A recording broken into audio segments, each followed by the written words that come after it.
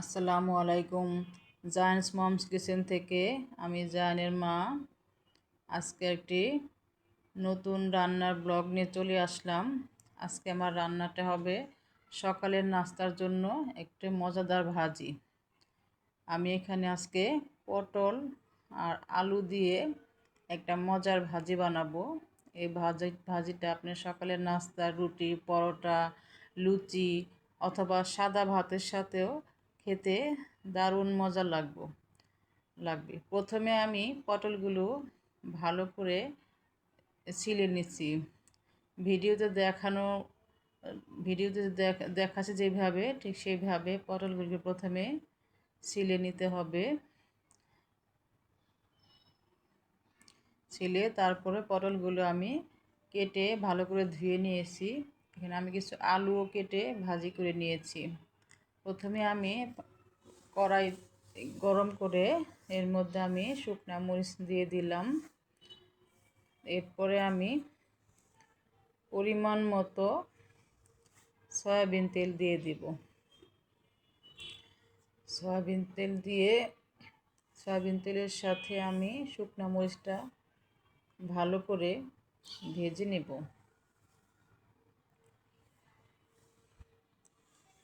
শুকনা মরিচ ভাজতে ভাজতে কালারটা চেঞ্জ হয়ে আসবে এবং একটা সুঘ্রাণ বের হবে। যতক্ষণ পর্যন্ত সুঘ্রাণ বের না হয় ততক্ষণ পর্যন্ত আমি ভেজে নিব। তো কালার চেঞ্জ হয়ে এসেছে এবং সুন্দর একটা ঘ্রাণ বের হয়েছে। এখন আমি পেঁয়াজ কুচি দিয়ে দিলাম। পেঁয়াজ কুচিটা আমি একটু হালকা ভেজে নিব। পেঁয়াজটা একটু নরম হবে, খুব বেশি ভাজতে হবে না, অল্প একটু ভেজে নিলেই হবে, যাতে একটু পেঁয়াজটা নরম হওয়া পর্যন্ত।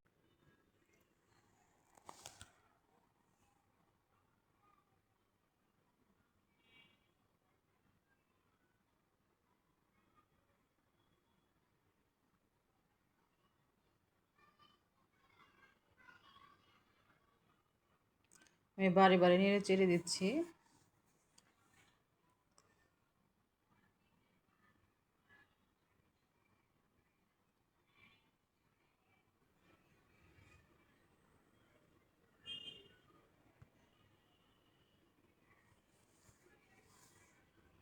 এখন আমি কেটে রাখা পটলগুলো দিয়ে দিব।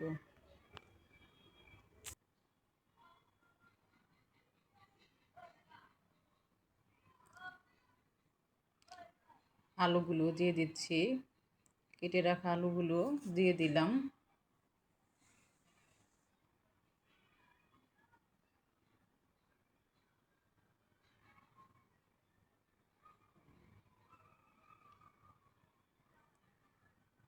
কাঁচামরিচ দিয়ে দিলাম। স্বাদ অনুযায়ী লবণ দিয়ে দিলাম। অল্প হলুদ মরিচের গুঁড়া দিলাম যাতে কালারটা সুন্দর আসার জন্য। সামান্য পরিমাণ হলুদ মরিচের গুঁড়া দিতে হবে, যেন সুন্দর একটা কালার হয়। এখন আমি সব কিছু ভালো করে মিশিয়ে নিব নেড়ে।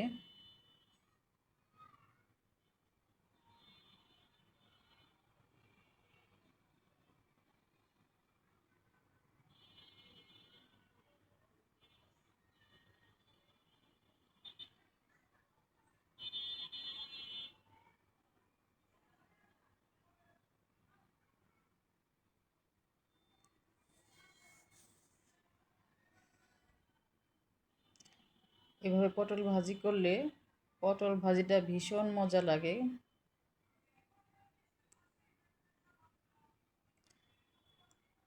অনেকেই হয়তো পারেন, কিন্তু আমি যেভাবে ভাজি করছি ঠিক আমি একটু আপনাদের শেয়ার করলাম। এখন আমি এটাকে ঢাকনা দিয়ে ঢেকে কিছুক্ষণ রান্না করে নেব।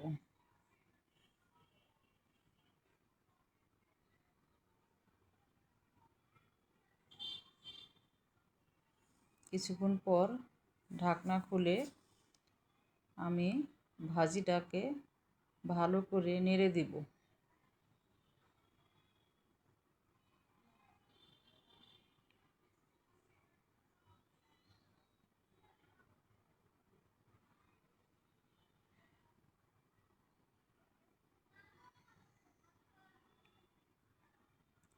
ভাজিটাকে আমি সুন্দর করে নেড়ে দিচ্ছি।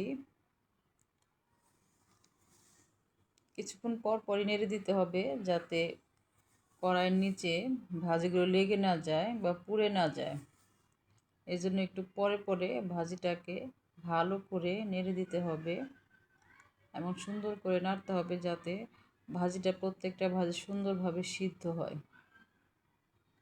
এবং প্রতিটা মশলা ভাজির ভিতরে সমানভাবে ঢুকে যায়।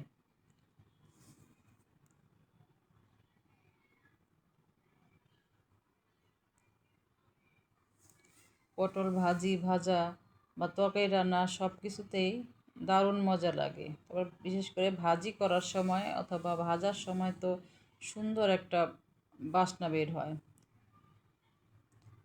খুব ভালো লাগে। পটল ভাজা বা ভাজির যে সুঘ্রাণটা দারুণ লাগে।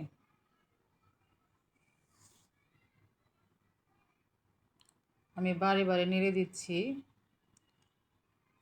যেহেতু আমরা ভাজির মধ্যে পানি ইউজ করি না, ওই ভাজি থেকে সবজি থেকে যতটুকু পানি ওঠে সেটা, এই জন্য একটু পরে পরে নেড়ে দিতে হবে যাতে নিচে লেগে না যায়।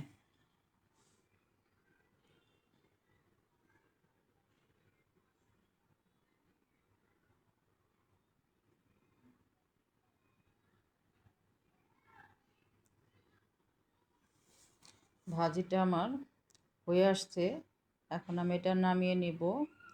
দারুণ মজার একটা ভাজি, আপনারা সবাই ট্রাই করবেন।